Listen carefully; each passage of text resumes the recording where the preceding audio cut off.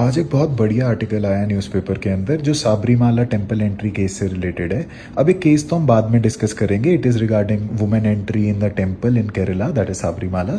लेकिन आप हेडलाइन देखें यहाँ के आज के आर्टिकल की कि एक 9 जज कॉन्स्टिट्यूशनल बेंच इस केस को रिव्यू कर रहा है, क्योंकि 2018 में एक 5 जज कॉन्स्टिट्यूशनल बेंच ने इसमें एक डिसीजन दिया था।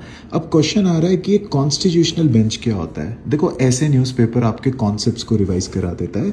आर्टिकल 145 जो हमारे कॉन्स्टिट्यूशन का है वो ये कहता है कॉन्स्टिट्यूशनल बेंच वो होगा जिसमें मिनिमम 5 जजेस होते हैं। तो इसीलिए आप देखिए 5 या उससे ज़्यादा, तो आप देखिए इसीलिए 2018 में जब 5 जज थे तो उसे भी कॉन्स्टिट्यूशनल बेंच कह रहे थे, अब 9 जज हैं तो उसे भी कॉन्स्टिट्यूशनल बेंच कह रहे हैं, और ये आर्टिकल 145 में दिया है।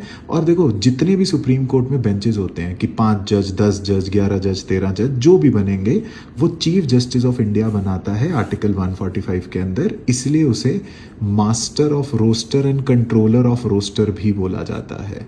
So this is something that you should know for your UPSC exam. This is very important. और देखो, न्यूज़पेपर कितने अच्छे से आपके कॉन्सेप्ट को रिवाइज कराता है।